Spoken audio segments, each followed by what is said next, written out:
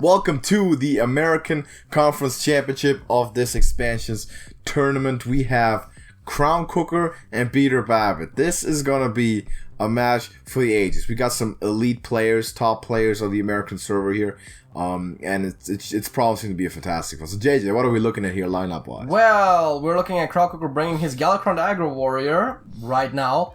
His OTK Paladin and Galakrond Rogue also in the matchup. Resurrection Priest is banned as most times. We've seen it like twice. BeterBabbit is bringing a Highlander Hunter, which is going to be playing, a Galakrond Aggro Warrior, a Galakrond Control Warlock, and his Highlander Rogue is banned. Highlander Rogue is banned. So and we shall start the second spectation. Crowncooker is going to be on the top here. As you can see, we have BeterBabbit on the bottom of your screen. And this is for a spot in Trash Bowl 2 to face Ryukuma, the European Conference Champion. And it's a big game. All the marbles are in. We're playing. So you see the town cry here for Crowncooker coming right on. Also stay tuned, by the way, for an exclusive interview with the winner of this game right after it is concluded. A lot of people have been talking about, you know, how Crowncooker is basically unbeatable with the Paladin, it seems, because he just plays it so well all the time. And there's a good chance we're going to see that again. We're going to see him bring that out again. So yeah, but fortunately for BeterBabbit, being unbeatable with one deck doesn't win you the matchup necessarily. Exactly. That being said, of course, if you're up 1-0 or at any point you can basically pull the free win, then that is still very helpful, of course, but not necessarily winning definitively. You want to go Berserk here? Get some... I like Chopper. Chopper, yeah. Just play it easy. See Dino's hand and Brand on hand for BeterBabbit. Key card, obviously, in the Highlander Hunter. That's going to be active as soon as he can play it. Yes, and also the Griffin there, which is a very essential card because of what it can get you. Exactly. And he's gonna play Chopper here, get his first invocation in. Secret Keeper needs to go. We don't want that to grow. Yeah. Says Crowncooker. Unfortunately so, because you probably would have liked the 4 damage to, you know, hit the face. He's gonna use the hero power here, the aimed hero power, to take this this town cry out. Yeah, and of course the Highlander Hunter significantly less aggressive in this matchup, so taking the role of the control deck. And makes really a lot of sense. Yeah, and that is of course where the Dwarven Sharpshooter shines. Is it Awaken time? Just invoke? I actually like Berserker time, because then you can still awaken the turn after, buff the Berserker even further. The Berserker makes sense. Griffin's gonna deal with that nicely though. Well, yes, but you know. See what he decides to go You with. can't hold all of your cards back because your opponent could have an answer. Exactly, you can't. By the way, drop a like on this video if you're already at it. If you're watching, drop a like, because these guys are playing Elite Hearthstone for free for your entertainment. And that definitely deserves some recognition. So let him know you appreciate it. He awakens. He awoke. Yeah. And once again, to take out a minion, it's a little bit awkward, of course, that you're wasting 2 damage effectively, but you know, you do the things you have to. He's gonna play the Griffin. He could have played the Explosive Trap, ensuring himself the Hyena next turn. Yeah, but I think he was thinking about the potential of stuff that he could draw. Of course, Zilix was already on hand, which is one of the bigger draws. So not as necessary. Scion is already active. Sion's active. And that doesn't seem like a bad play. He could play right now. He could also invoke again, and then he just needs one more to get the Galakrond all the way.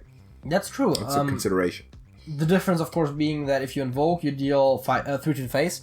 If you play the Scion, you get 2 3/2s remaining on the board, which seems like a stronger result, and that's what he goes for. And now, of course, the Explosive Trap looks great. Yeah. Though you might not play this bird. You could also just... You could play... Just Explosive and Hero 2, power. yeah, but, you know... He clears the board fully this way, and he still gets to push 2 damage on top of it. Yeah, I mean, again, just because you aren't necessarily the aggro deck doesn't mean you don't like pushing damage. He might play his Berserker first here to get the damage in. I don't hate it. Yeah, it's interesting. Interesting choice. You could even play the 2 Rovers. Yeah. He's gonna go all out. He's gonna go all out. And this is a very unconventional play, but it's by no means bad. Yeah, it makes a lot of sense. Look at the Berserker. I mean, he's gonna die to Spring Polinks, but... Or to Ziliax. But, I mean... It's an interesting play for theory, sure, this is a great play. It's an interesting play. Sciamadron is huge. Zilliax instantly played by BeterBabbit, of course. That's one of the best cleanups you can ask for there. He has an Awaken. So all the invocations on hand that he needs to max out his Galakrond. He could Awaken Taskmaster to take out the Zilliax without healing, but there is also full health, so... Or you can run his Face In, which is actually probably the best thing because it doesn't sack any minions. And that's what it's going to be looking like, yeah. And does allow him to push 2 damage. Which is what you're trying to do as the aggro deck here. I think we'll see 2 Lynxes and an Albatross. Or maybe Lynx and Faceless now is very strong. Yeah, that's a good point.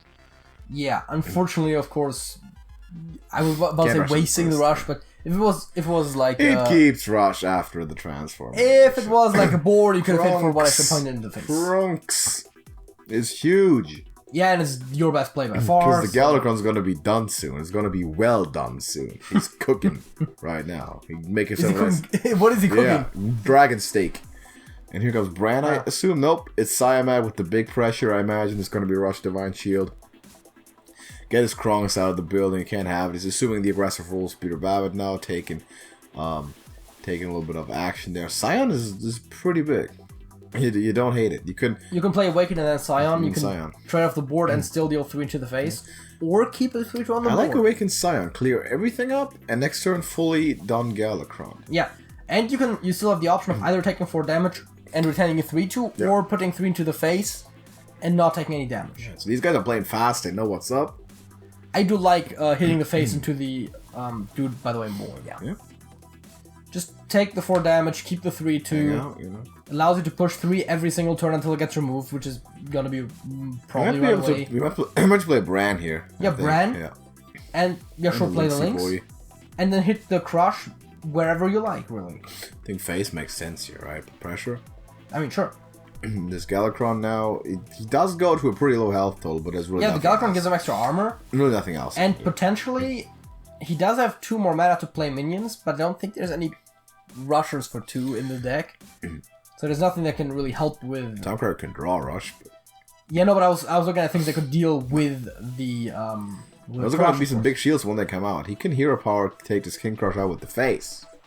Right. Not even the bad play, necessarily. It's not terrible. Might as well. It's going to hit you in the face if you don't. Exactly, I actually like it. What difference does it make? It's not intuitive, but I like it. He could also try his own counter push, but that's risky business. Yeah, I don't think so.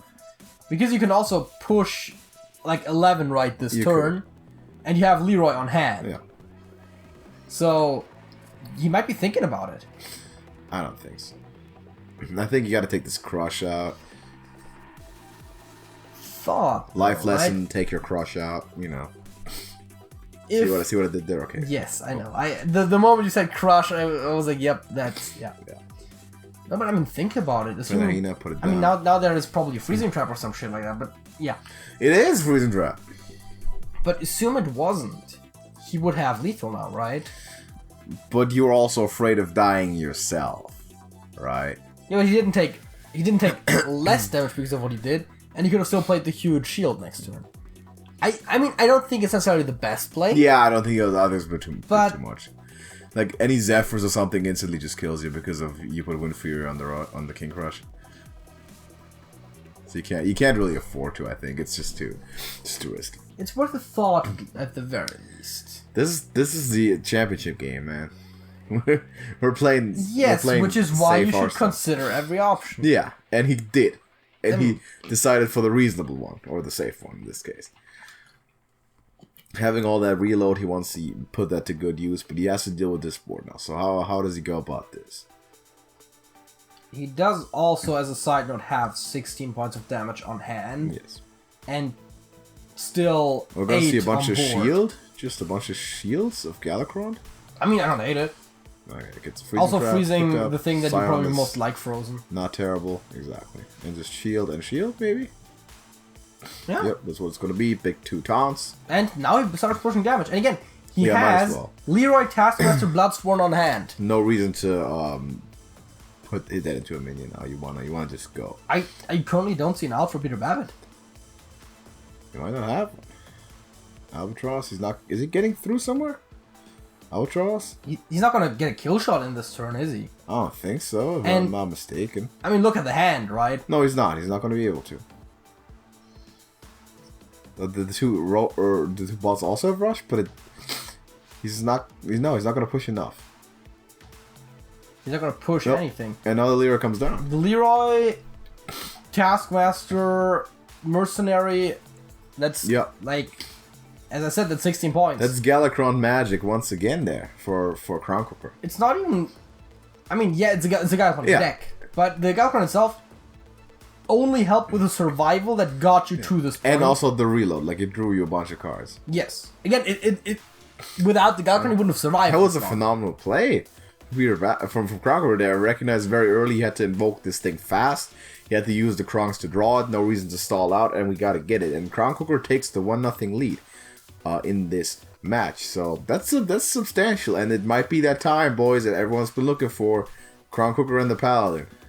It might happen. Or Crowncooker and the Rogue. Might be the Rogue. He also has the Rogue, doesn't have the Priest.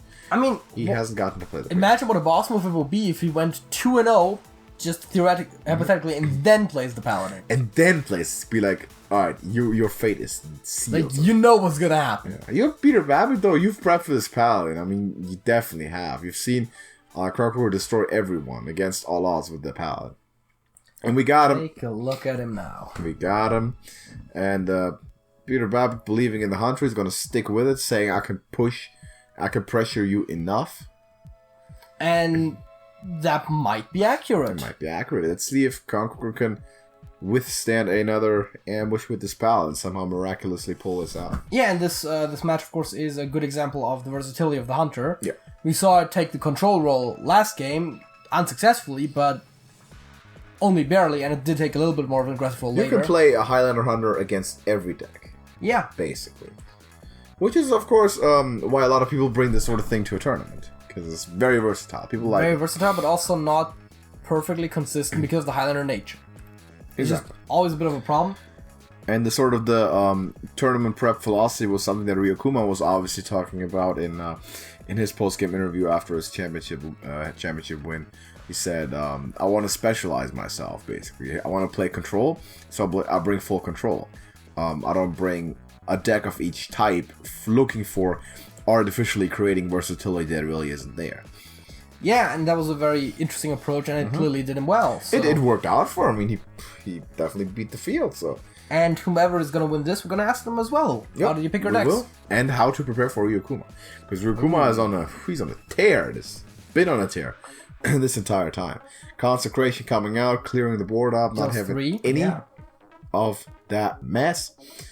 And I'm assuming he's going to run this in. I'm pretty sure he didn't even check what this is, by the way. It's freezing. Why would you not try to trigger this? I mean, I know that it's not your main winning strategy, but you can't do the control warrior thing and just... Oh, because he wants to consec again. Like, he's keeping the spell damage. So I got this Thanos is going to stay there forever, and it's pretty good. Like, on AoEs, even +1 spell damage is substantial. Yeah, but also you want to get rid of the secret eventually, because you have to deal 5 damage. You might do it now. You have already, because of the context. Right, never mind. The context. You still... Doesn't. Actually, in theory, you never need to trigger it again. Once your opponent is below 25... Yeah. Zilliax is in play, so it could still go up again. But the combo is on. But the combo is like... that sense, it could go, yeah. Prismatic Lens drawn. That's a big part of the whole operation for Crowncooker. Of course, the nuts is to draw into Shrivala. Now he tests it. Yeah, and he probably had a damn good reason for it. I assume he had. Yes, Prismatic Lens picks the Acolyte of Pain. And I think the reason might have been if he does get the Shrivala with the lens, then he doesn't want that to get frozen. That's a good point. So Albatross and Howmaster Shaw. That's typically a card that you really have to deal with here. Oh yeah, Albatross. Oh, Albatross. Oh, Albatross. Actually, Albatross is a good counter for this deck too. It is. It's meant for Highlander decks, which by the way still baffles me that Bomb Warrior isn't played, but that's a separate thing. But also like OTK Paladin, it wants to draw. It does. And it wants to draw everything specifically. Give it more stuff to draw. Yeah. I mean, it likes drawing, but it would like to not have to draw more. At its core, best thing you're thinking is that that Albatross is basically going to negate his timeouts with 2 extra turns. Potentially, yeah. There's probably more draw in his deck than he needs to get out 30 done. That's what I was thinking. He's going to have all the draw, but still. And this is usually the situations where Crowncooker somehow finds magic from somewhere. Like, it just seems like weird, and he just somehow makes something happen in a way. And that is something that you can only get through experience with a deck. Oh, yeah. Absolutely. Like, you can't just pull something out of your ass when you don't know the deck that well. You cannot. And that's also sometimes where the difference between having played 100 games and 1,000 games with the deck comes in. No, he has not played 1,000 games, because his hero is not even golden. Well, not all of them were wins. What can I say? You think less than half the wins, and he's still bringing it to tournaments? Okay, yeah, but no, my point was Bran that... is an instant pick. That's great for BeterBabbit. If I played 50 games with a deck, I'd probably know it relatively well. Oh, absolutely. If I played a couple hundred, like, I know all of the outs. You should. And he's pushing the big damage here, and with the King Crush, this is getting iffy now. It's thanks to Master Shaw, of course, is King Rush. It's King Rush, in case you wanted it. It literally makes no difference, but I still think it would be hilarious if a minion having both Rush and Charge, it couldn't hit in the face anymore. That's not how that works. It's not. Doesn't make sense. No. Well, it doesn't make sense from a game logic perspective. It does make sense from a programming perspective, but because but you don't want to program it that way. Yes. Spellbreaker, never seen a Spellbreaker so fast, and that Crystal Smith, it's like no mas, and there's that effect of that Houndmaster Shaw, which is dominating. And the effect of the Albatross. Equally dominating, not really, but it's... Albatross Shaw. Hero power for good measure. Make sure you push that hero power, BeterBabbit, absolutely. And I mean, just drew a little bit of extra healing. That is good. Can you remove the Shaw in the I don't even remember what he has on his hand. But... Quality? Can do it. Zephyrs is inactive. I mean, you do. I mean, you do have. You have the tools to do it. Yeah, you have to. You have Shrink Ray and Pyro. You can clear any board. Yeah. The question is this it?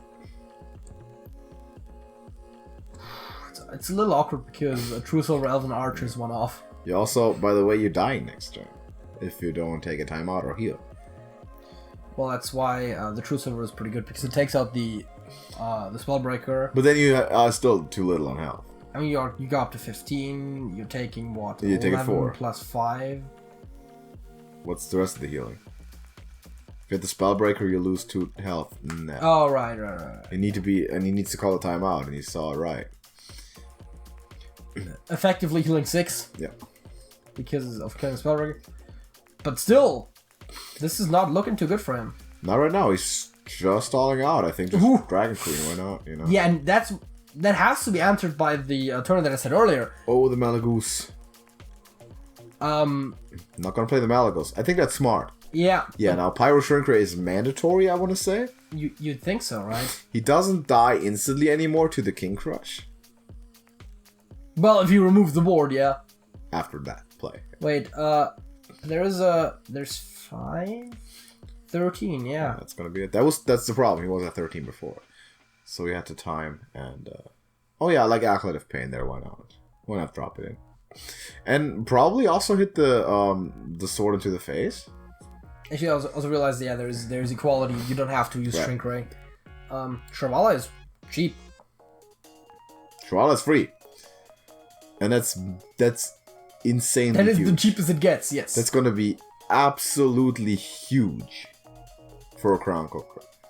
Now BeterBabbit has this free Malagoose just sitting around, just waiting. And offer time? Is that enough? That's exactly... No, it's not. You can't press hero power. You can't press the hero power with this. It's too off. You can't push the power. But you can do it next turn. So you're still basically challenging him to remove the board and heal. Like have Shravala or lose, basically. Yeah, I mean, he does have Shravala, of course. I wonder what BeterBabbit's idea is with this Malagos. Does that spell that? Yes, does he have Kill Command? He probably has Kill Command, right? I don't know all the deck lists by heart, but... He probably would. It's Highlander. It's a necessary include almost, right? He has something to justify the Malagos. Oh, it's gonna be Shrink Ray Sharvala. Shrink Ray Sharvala, huh? Is he gonna banker it? I would think so, right? I mean, you'd have to, right? That's how the deck works. Who do you hit? Does it matter? I don't know. That's the thing. Both albatrosses. I mean, it's Crystology, right? Like, Yeah. What do you expect? And it's right? activates Zephyrs that way. Crystology is the anti-albatross, which is the anti-Zephyrs. Crazy. And we all know what the enemy of my enemy is. Just that. My enemy's enemy. Yeah. Ooh, the value playing double albatross out of hero power. Also would have played neither. Kill command. Malagoose. It's incredible. You know why he didn't play minions to play around It's the Unleash? incredible, yeah. BeterBabbit coming And back yet. with the free Malagoose from 3 turns earlier. But also, Wow. that was like, how much health was it? It was 8. That was 8, right? Yeah. So That was incredible. hero power, kill Yeah. command, the But two minions. we don't talk about that though. We like to talk about the Malagos. I mean, he had 9 damage, but yes, the Malagos was great. Man, BeterBabbit, that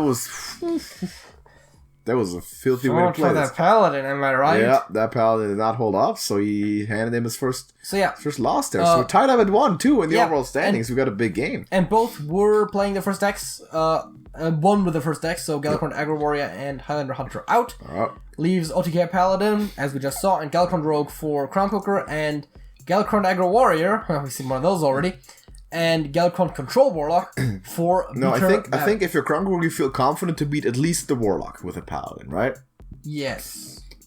Ooh, doesn't get it though. Doesn't get it. But he'll get it later. Even if he loses this, he'll get it. Feels confident to win it, Then and he make ties it it 2-2. up, and then it's Galakrond Rogue versus Galakrond Control Warlock, where I would favor the Control Warlock. It's gonna be interesting. Crowncooker at the top. Got the Paladin going. Double Crystology on hand. Don't mind if I draw 4 cards on turn 1.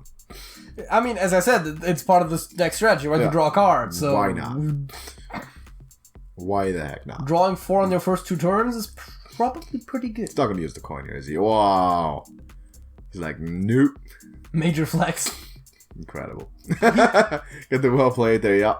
He saw the engineer, he was like, I have drawn next turn. I got it. I'm playing.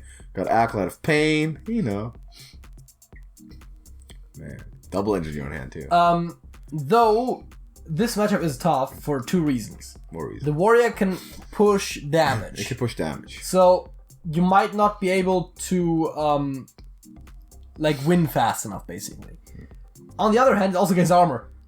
Yes. So you're gonna actually have a tough time actually winning with the combo. You're gonna have to pull the combo off twice. Sharvala drawn. Maybe Acolyte time? Might be Engineer time too. Wants to keep the Acolyte probably to draw more with an Archer ping. Yeah, I mean, fair enough. Or uses it on the face. Looking to chip away at that armor to get that 25, that magical spot. Yeah, but look at what the Awaken does, right? Yeah, Awaken just got to keep those invocations coming. You have 2 more invocations next 2 turns, your Galakrond's fully done. That too, but also... Fully cooked. Also just the armor from the Rover. Again, in this matchup it matters a lot. It does. So BeterBabbit's got to be feeling comfortable because he's got his exact game plan laid out. Yeah. You invoke the dragon, invoke him some more, and then you play him. And then you just clear. You just go. Should be a fairly simple game plan from his perspective. There's a man and a dead man. Is he dead man? Is Thanos dead? I think he's like an undead sort of guy, right? Well, yes, undead. What's the difference anyway? Between dead and undead? Yeah. Well, I mean, if you're actually just straight up dead, you're usually not walking a lot. They're like animate. Yes. But like undead also aren't alive. No. Which you would think, because that is the opposite of alive. Well, yes. Weird stuff. Subdues the shield. Draws another card. I'm assuming just Lens. extra trades. Lens is important. You can play the Acolyte of Pain here. Yes, he can. The question is, will he? We'll find out. But more likely than not, we're going to see an invocation. It's almost forced, actually. Like, BeterBabbit doesn't have much of a choice, really. But to no, I hero power and pass. Wait. What? Baleful excuse me? What's that? What's the idea? Excuse me, what the frick? What's the idea of playing Banker here? That's the second play in a row where we were like, what? Yeah. Like the Archer, and now this. I'm curious, what's the point? I was looking at. You want to play Lens now, so you make your hand space for it, and you don't want to play Acolyte because it'll get hit and you don't have the hand space anymore.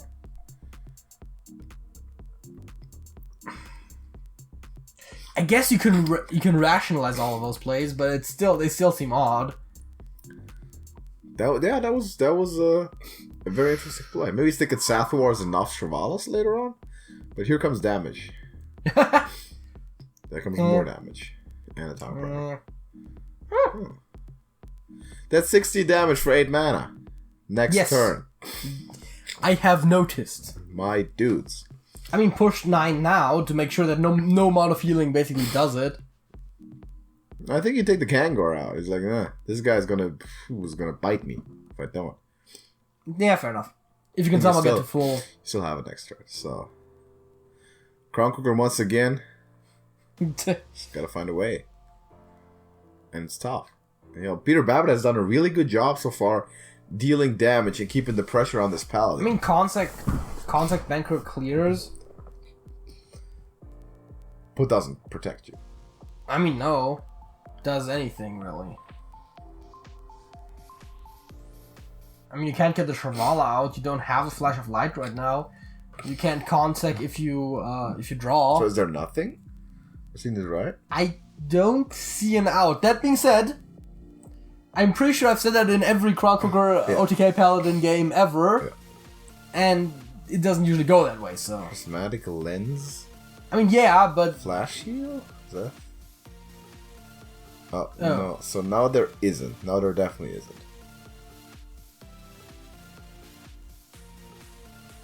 No, now there definitely is not. So that's going to be the 2-1 lead for BeterBabbit here. With both the Korkrons. 16-21.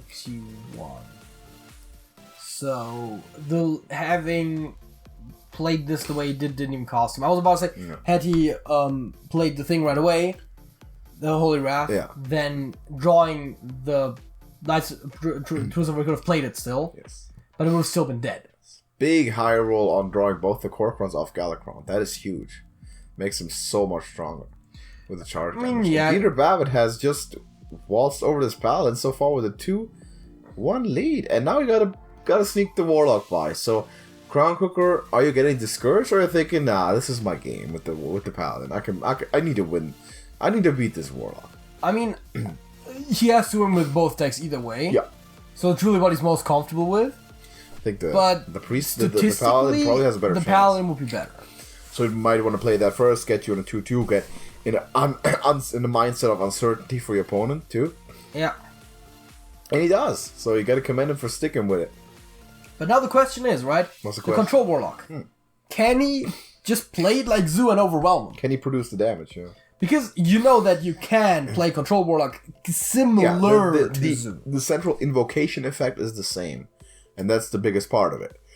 Yeah, so despite not being built to push, you can. I seriously have my doubts that the deck just doesn't have enough of the pieces that do it. I mean, these things like it's definitely not made for it, but like half of you kind of have to try, right? Like, as a matter of fact, you might consider coining the Dragonblight right here, if potentially. I mean, what's that? Because just playing removal and keeping up with the board is not going to win you the game. Actually, not gonna especially when you tap down to 25. Yep. Putting yourself up for great shot there. And now it's what? Dragonblight coin Mortal Coil? Might just be Mortal Coil. Not sure what he's thinking. You have to push, and the thing is, it's like all of your push is very consec. What was the word I'm looking for? Susceptible. That's the word I was looking for. It's not a complex word. Why couldn't I come up with that? I don't know. Anyways, it's very like. I once couldn't come up with the word equal, or at least how it's spelled. I want to know how the word equal was spelled for a second. I got confused briefly. So yes, human brains are just... There's garbage. They're terrible. Maybe not some of these two guys, because they're playing outstanding Hearthstone, which that requires a bit of brain. Yes! So luckily that we only have to commentate, because... Because we've never won a game in this entire tournament's history. Yeah. I think I said that once to you, like, hey, what if at one point we actually advance around? How about that? Also, if I'm not mistaken, what was your result, your exact result in the first tournament against Rick? Or was it 3-2 or 3-1? I think it was 3-1 actually. So we've both lost every match 3-1 all the time. That might be true. Because you lost to Houston 3-1, I lost to Sparrow 3-1 this time, and last time was the exact same. As we see constant from Crowncooker, these guys don't lose 3-1. These guys victimize people who lose 3-1. Like us. Glad we don't have to face them. Well, I mean... Not yet. Look, also saying that you didn't have to face them, it's not like you had, like, really more favorable matchups. I faced Sparrowhawk, okay? I played Sparrowhawk. I'm not complaining. I got the top draw, of course. I like to think that I weakened him enough. That's not how Hearthstone tournaments work. Lemonade could collect the scraps, basically. That's basically how I'm gonna tell the story of Trash Ball 2 to my children. It's like I was there, you know. And this is how I made Lemonade the European semi-finalist. That's how physical contests work, not... Even, I mean, to be fair, even if even a mental contest would work that way if you like... That happens in chess. Drained his mental energy, but it's like, if it's a one-night thing, not if you have like a week in between matches. Nope. So Crowncooker is holding on pretty well here. He's dealing with these waves. He's got a full hand. He's keeping a state rate of draw, which is very important. That's the way to win here. You want to write this home. You want smooth sail in this matchup. It's set up for you to win it. You've got the control beater in the house. We haven't seen BeterBabbit go under 26. What? The moment you said beater, I was briefly confused. Oh, the control beater. Because he's playing control and his name's Beater. Oh, boy. Yep, that clears. Correct stuff. The control beater versus the control beater. Yeah. See who's more control beater. I think Crystal Smith Kango has a big pick up there. Doesn't... No, it's 4 only. Oh, right, it wasn't damaged at all. Yeah, right. Never mind. Thoughts? Oh, yeah, that too. That is supposed to be the winning push. Yeah, that is supposed to be it. Like, if you can clear this, which, I mean, let's briefly look at this hand. See quality? I don't see Consec or... I don't either. Or Pyro here. Is this trouble? Because this is big stuff, too. I mean, equality isn't that expensive, so you still have some draw to get to an answer, but this is looking tough. Yeah, Shrivala isn't... You can't play it. It's a one-off, you can't play it. And the obvious math is that no matter how many spells you play, if you can't afford it now, you will never be able to afford it. I think it's over. See, that's what I'm saying, right? If you can keep the push going... Yeah. The one push. You played like a zoo. The one push. And he got... You just played like a zoo. And yeah, he's got incredible high rolls on the demon he got. The demons he got. I mean, yeah, that's... And this is gonna be the game. This is gonna be the match, in fact. But that's not it. It's optimal, but yeah. Wow. I mean, everyone was talking about Crowncooker. Crowncooker's Paladin. Yeah. Whoa. Crowncooker's Paladin 0-3. And then comes BeterBabbit and... Yeah, no, it's 0-3, right? Yeah. The Paladin's 0-3. Having probably prepped all week for this exact matchup, and he just tears it up with his lineup. So, incredible performance from BeterBabbit. He's going to be participating in Trash Bowl 2 against Ryokuma from the European side. Thank you very much for Crowncooker for playing, obviously. We appreciate you having you back every time. I'm sure you're going to play in the next one too with a vengeance, because made it one round further than last time. I'm pretty sure next time he's going to be looking to go all the way. Huh. Got ever so close this time, but yeah, that's how the progression went so far. So the story arc for him would be to go to the next Trash Ball. But this time it's BeterBabbit's time, newcomer, and he made it all the way to represent the American Conference in Trash Bowl 2, which is coming to you soon, whenever we can find a time to play it with Ryukuma. But that's going to be a good one. Stay tuned right away. We'll hop into the interview with BeterBabbit. I already want to say thank you for watching, everybody. Drop a like on this for mad respect, mad props to the players. And let's switch over. We're back, and we have the American Conference champion on the line right now. We have BeterBabbit just coming off of his 3-1 defeat of Crowncooker in the championship game. BeterBabbit, how are you doing? How does it feel? I'm feeling pretty lucky right now because I drew really lucky that last game, and yeah, I feel good.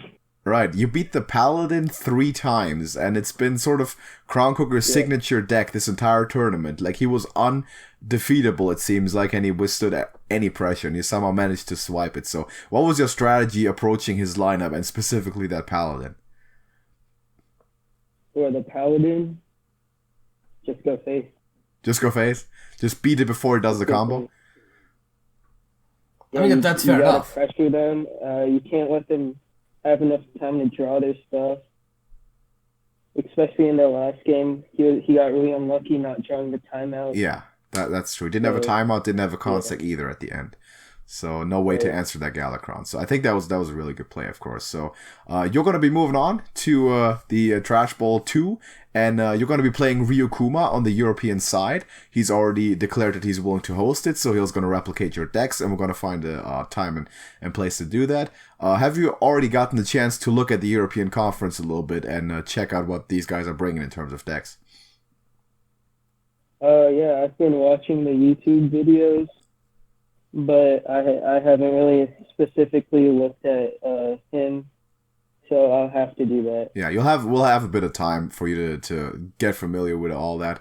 He's already informed about it, and we'll organize that. But you had a pretty good tournament. You played for the first time. How long have you been playing Hearthstone in total in your career? I've been playing since Karazhan. All right. So like 4 years. That's a long time. That's definitely longer than me. Not as long as JJ though, but it's been a long time. You've been playing since like launch or something, right? Yeah, definitely. I mean, I've definitely since Classic. I'm not sure if it's exactly since launch, but yeah. Yeah. So, not the point though. We're not talking about me. that is correct. So you're gonna be moving on. You're gonna have a chance to win the full prize, which is gonna be a 7-pack bundle, Steam key of your choice. And an honorary role. You already are guaranteed a spot in the next tournament, winning your conference. So you're already going to be seeded for the American Conference in the next expansion if you desire to play in that, which hopefully I think you will, because you played some outstanding Hearthstone. And we have a lot of people rooting for you. A lot of people have been eagerly following your games, and I'm sure a lot of people want to see you back. So regardless of the outcome of the championship game, are you planning to participate again next time? Yeah, why not? Definitely. Really fun playing. That was actually my first tournament ever. I've actually never really ventured outside into the community, so that was really fun. Right. Wow, that's interesting. We have a lot of people who came in at least from semi-professional approaches or have tried to play tournaments before, but so it's sort of the Cinderella story there. A man of the community coming in and sweeping those great players. That's very, very impressive for sure. I think a lot of people recognize that, and a lot of people have gained some massive respect, of course. But also, I think we got to give some massive respect to Crowncooker and all the people you played so far. But what would you think? What would you rate your hardest game on your road in this tournament so far? My hardest game, and I really don't know, but I know the hardest deck to play on my lineup is probably the Highlander Hunter. I'm gonna be honest, I really don't like that deck. So I was really hoping that they ban it, because I really hate that deck, because it's really dependent on drawing. There's good cards, and there's no card draw in that deck, so I really don't like that deck. Yeah, it's true. It does have a lot of versatility. Probably the games where I played with that, the hardest one. That's interesting. So what was your general approach when you constructed the decks for this tournament? We already talked to Ryukuma, the European champion, and he mentioned that for him, he's sort of disregarding the versatility. He said, I'm focusing on one aspect. I'm playing a full control lineup so I can have my mindset in the same place the whole time. How does that work for you when you're thinking about what to bring? So what I did was I went to hsreplay.com and that deck's the top 4 deck. Really? Yes. That's amazing. that's a classic man of the people move. That's awesome. We have people experimenting with stuff. That's actually a really refreshing story, and so that should encourage a lot of people too. You can do that. The information is out there, and you can be very successful with it. So it seems to work out pretty well for you. Of course, we have to ask you the obligatory question, which we now ask everybody who comes on here for an interview. How did your username come to be? My username? Yes. Man, I really don't know. You don't know? Oh, there's like a little meme where like the B emoji, where you put it in front of like different words. Oh, okay. I just took Peter Rabbit, put B's in front of it. I don't know. Ah, right. So I was actually right in the when we drew the seeding for the tournament. I actually suggested that it was Peter Rabbit, so I actually had that figured out. So we always ask it because there's some funny origin stories to those usually. So that's always an interesting one. But yeah, it's going to be an incredible game. You got a shot to win the big one, and Ryukuma is going to be a tough opponent. So wish you the best of luck. Obviously, you have a couple days to prepare for it, and to everybody watching this.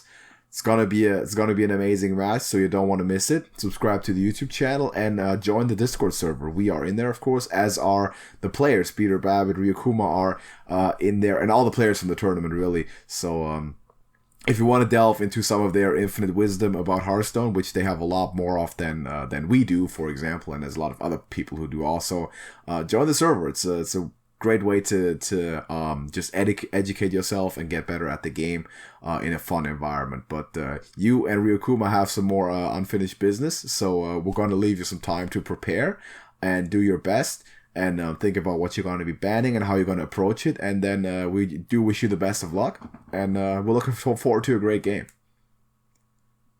Thank you, man. All right, so make sure to hit the subscribe button. Yes, exactly. Thank you very much. That's what I wanted. That's what I wanted to hear. I love the interaction. That's great. All right, you can also, of course, because you've made it here, you are going to be allowed to participate in our traditional outro, which I think. Do you know how it goes? I do not. You do not. Okay, so basically what I'll do is, it's not very spectacular. I just make it sound like it is sometimes. I'll basically ask JJ if that's it, and then he'll be like, and then JJ say that's it. That's not exactly just something like that, right? So he'll say that's it, and then I say that's it, right? So basically what we're gonna do is we're gonna just throw you in there, right? So I'm gonna say names, and they'll say that's it, and then it's not. Go with the flow. Okay, listen, all right. Thank you for watching the video, everybody. That's your American champion. Round of applause for BeterBabbit. And cheer him on in the Trash Bowl. It's going to be a fantastic game. Give me your predictions. And do betting, just not for cash, not on our server. We don't have the licensing. But thank you for watching, everybody. And JJ. That's it. BeterBabbit. That's it. That's it.